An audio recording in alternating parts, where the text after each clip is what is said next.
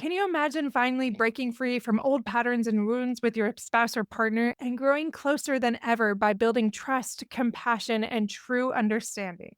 In part two of today's episode, you'll hear powerful stories and learn real tools for transforming family life and modeling conscious self care for your children. Stay tuned. What I invite them to do is to imagine themselves sitting next to their partner and then with their eyes closed, draw in on the inhale. On the inhale, they imagine their own and the partner's suffering as dark smoke. Breathing in, I draw in my suffering. And we pause for a second in the heart. And then breathing out, I exhale compassion and kindness. They just do that with their eyes closed, imagining that they're taking their own suffering and their partners into their heart and then exhaling back kindness, compassion, and love. They do that for a couple of minutes. Their face brightens up, the heart opens, their chest opens. And from that place, they're back in this together. They see their shared humanity. Both of us are here suffering, and it transforms from how can we make it right for both of us? From that place, they were able to get playful and say, okay, Mike agreed that if he leaves his socks or underwear on the floor and Nancy has to pick it up, he's gonna either clean the dishes after dinner or give her a 10-minute foot massage at the end of the day. And then just they turned it into a game between them. But you couldn't get there when their nervous system is dysregulated. So how do you get them to connect first with themselves, with their own heart through self-compassion, and then this paradoxical thing of taking the person that feels like an adversary and realizing that they're suffering along with us. And then through that mutual compassion, they come into being in connection and then on the same team. So this is like you might say is a paradoxical intervention of taking in the person that I'm in conflict with, their own suffering into my heart and exhaling out compassion, kindness, and love. And then that opens us up and we feel better and they feel better and we're more connected. So this would be like a spiritual intelligence capacity, drawing in our heart's capacity for compassion for ourselves and others. A lot of levels there that I love. I love that self-compassion plus that compassion for your partner too. And through that shared humanity, so the other person is not the adversary here. You're on the same team. Through all of that comes regulation, connection, that spiritual intelligence you're talking about. Just for clarification, what was it that you breathe in? Breathing in, I take in your suffering Suffering, that's what it was. And then you or breathe out. pain, or in Buddhism, where this practice was developed, they talk about suffering. So breathing in, I take in your pain, your suffering, my pain, my suffering. And then breathing out, I exhale compassion, kindness, and love. Mhm. I was just working with some couples this morning and we were doing some rendition of this, but using different words, vocabulary. And it is amazing what happens when they start to see each other not as the enemy, but able to move past that into greater connection and letting go of those things as they see the suffering of the other person and they stop seeing each other as the bad guy in a sense. It can be hard to get there, but I love how you kind of break it down, how you can help them get to that space in maybe a session or as you're working with them. So what about people that are listening? How do we really do this at home? What is it that we can really do, whether it's our own spiritual work or together actually doing this in a way that works if we don't have a therapist? First, if you're having difficulty in the relationship or whatever it is, do the basic self compassion practice. So, our compassion has to start with ourselves, and we have to recognize our own difficulty, and that regulates us and increases our capacity then to hold in the suffering of others. If I'm overwhelmed and my nervous system is dysregulated, I'm not going to be able to take in my partner, acknowledge their humanity and likely suffering too. The first thing is to start is to do the self-compassion practice, whatever it is. I could say, hey, I put my right hand flat in the center of the chest, my left hand on top of that. Feel my breath, the contact of my hand with my chest. Yosi, this difficulty, this situation is painful. Unfortunately, this is a normal part of life. Many other human beings face the same. Let's say I was laid off from my job and I'm really feeling down and distraught. But any day, there are hundreds of thousands of people being laid off from their jobs. So being laid off, painful is disappointing. And unfortunately, this is part of life. Many other people are being laid off. And I'm here with you. We'll go through this together. I'm committing to myself that I'm staying with myself through my pain. Most of us resort to distraction. We go drinking or use substances. We do anything to distract ourselves from the pain, from the difficulty.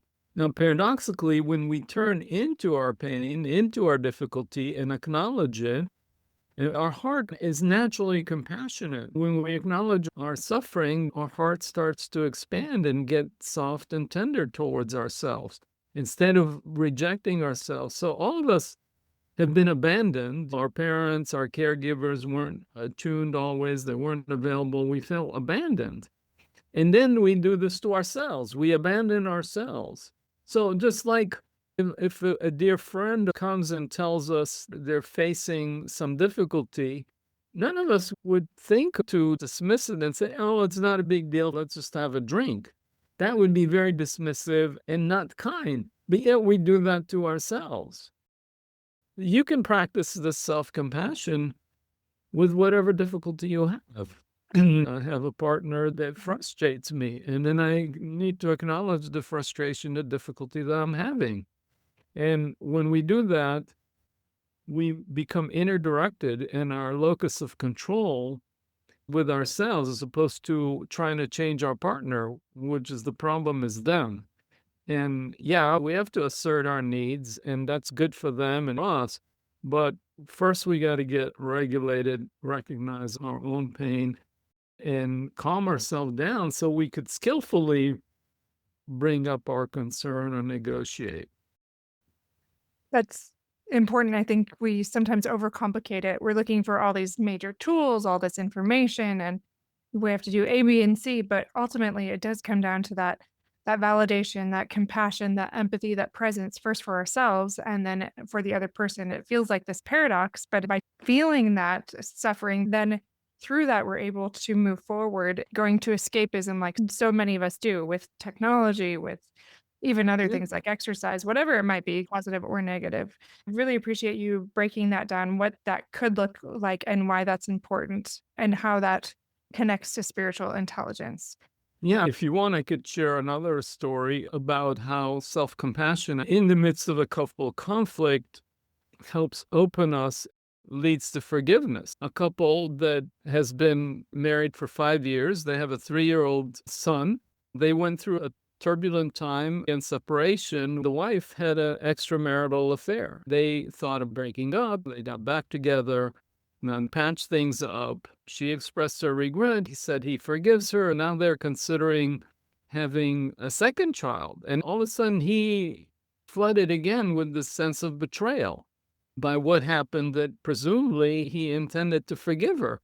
The natural thing would be for her to say, hey, I thought I've apologized and I thought you forgave me, and why are we rehashing this? But forgiveness is a process. His sense of betrayal was coming up as they were considering having another child. So rather than bypass, I was like, let yourself feel this betrayal, bring in some compassion to that. What does this remind you of? We've been betrayed, and oftentimes when we're betrayed by our partner, whether it's an affair or they don't do what we expect them, there's a sense of betrayal. His first sense of betrayal was being a child and hearing his father saying to his mother, oh, we don't have to honor our promise to him. We promised him to get him a bike for his birthday, but he's just a child. We don't have to honor the promise. And so as a child, he felt betrayed. Like, what do you mean dismissed? So as he remembered this child and then bring in compassion, his adult self doing a self-parenting to his young child and sending him compassion, the compassion felt like warmth and light in his heart. As he felt that openness, tenderness in his soft heart, I invited him to trace the light to its source. As he traced the light, it was like a point of light in the back of his heart. And then all of a sudden he realized that he's also surrounded by light. So he moved into this, what you might call a transpersonal experience where there was a light emanating in his heart, but he's also surrounded by this field of light. And then I say, okay, if you are staying with this light, also feel your feet connection to the earth to ground it. And from that place, he started to feel stronger, more resourced. And spontaneously from this, I said, well, how do you feel about this child? How do you feel about your partner? And he's like, oh, I understand she was just lonely. I was traveling a lot on business. She wasn't trying to hurt me. There was natural forgiveness that came from when he was resourced, felt this light that was permeating and radiating from his chest and surrounding him. And then he even from that place was like, oh, and my dad, he was just laid off and he was feeling poor at the time and whatever. So that helped him do some healing with his dad and forgiveness. But all of that started because he was doing self-compassion and tuning into his inner child that was betrayed by his father. That original wound was playing out in this sense of betrayal through his wife. So this is an example where the relationship is a practice ground for healing. He healed himself in his wounded inner child and his relationship with his father that was also getting projected and played out with his sense of betrayal with his partner. And that led to deeper level of forgiveness. Yeah. And she's witnessing all of that about him. Then she gets more tender, understanding, and compassionate toward him. Yeah. So it brings in a greater level of intimacy between both of them. It's not just white knuckling it and saying, "Oh, I forgive you," or just maybe avoid these feelings of betrayal or resentment, but instead going to that space where you bring in that suffering and have compassion for yourself first. As you're able to have compassion for yourself, your child self, do some of that work. It naturally goes to this compassion for others, for your dad, for your partner, whoever that might be. And in that, again, your spiritual intelligence grow and you draw closer as a couple, that greater connection. Yeah, and so you're connected more to yourself, to your source of light within your heart and your partner and the greater world, Yeah. whatever language you want to use there. And it sounds like in order to do this, you really have to slow down and make space for it, not just go to those things you like to escape to avoid that suffering, those feelings that it stirs up in you. And Yeah, this so is always easy. that's why it's a lifelong journey. This is how we develop the capacity for openness and to be with what is. And that makes us more resilient and builds our confidence. I can handle and stay with my sadness. I can handle and stay with my anger, not bypass it, but not necessarily act it out. So I can acknowledge my anger, but I'm not going to call names and say nasty things that later I will regret or throw a temper tantrum, but I could be conscious of my anger. I could Yeah. be conscious of my sadness without going into clinical depression. We're using everything as a portal to increase our capacity to be with ourselves, with the truth of the moment. And It sounds like almost like having more of a curiosity for it, having curiosity for that anger and acknowledging it, not hiding it, not minimizing it, but again, going back to that validation, that empathy, that compassion, that presence. uh Love that. And I feel like there's so many levels of this. What about other people that are like, "Oh, man, I just wanna understand this better. I feel like there's so much more to learn here." Do you have places they could go learn more about this? I'm in the midst of starting to write another book on spiritually intelligent relationships. I'm doing a study right now with couples. The couple have the option of getting a report about where their strengths and so on, and what each of those capacities, each of those dimensions of those spiritual intelligence are, like purpose and service. We focus today here on compassion, which I think is super important. But it's in the works, and if people want to learn more, depending on when this podcast get put out there, they can join our study and participate as a couple. So where So, do they find you if they are interested in that? well, they go to my website, amram.net, or if it's hard to remember the spelling of my name, I have a nonprofit where there's a link for the study, awakeningsi.org. They can go to that website and they'll ask to join the study. It's free. And I give people a report about strengths and areas for opportunities and practice tips for how they can bring that into their relationships. I'll put that in the show notes so they can find it as well. Do you have any final thoughts you'd like to leave us with, like a quote, a mantra, anything like that? Or maybe something we didn't speak to that you're like, no, I need to share this one piece. Sure. Well, a quote that I like is from Rilke, which is, "For one human being to love another, that is perhaps the most difficult task of all. The work for which all other work is but preparation. It is a high inducement for the individual to ripen, a great exacting claim upon us, something that chooses us out and calls us to vast things." We struggle with our relationships, etc. And I think this speaks to why loving another human being when we're cohabitating with them, when we do all our projections on each other, father projection, mother projection, working through all of that and expanding our heart's capacity for loving ourselves, loving each other, and also loving the one. I think that's a wonderful journey, and it's not for the faint of hearted. That would be my quote. If there's anything else I would want to share, is that everything in our universe is pretty much finite and there's limited resources. So if I have $100 and I share it with you, I have less. If I have a bottle of milk and I share it with you, then I have less. But if I have a certain amount of love in my heart and I share it with you, I don't end up with less. I end up with more. My capacity for love and joy expands. I think I like to remind myself that sharing our love, sharing my joy actually feels good and more joyful. So that's my mantra, if you will. You're right. We often have this scarcity mindset, but love is not one of those things that we run out of. It just increases. I love your quote and all of these insights that you have on how we can increase our spiritual intelligence. And you're right. We don't just arrive there and then we're done. Like you mentioned, it's like health. That's something that we continue to work towards and to continue to build.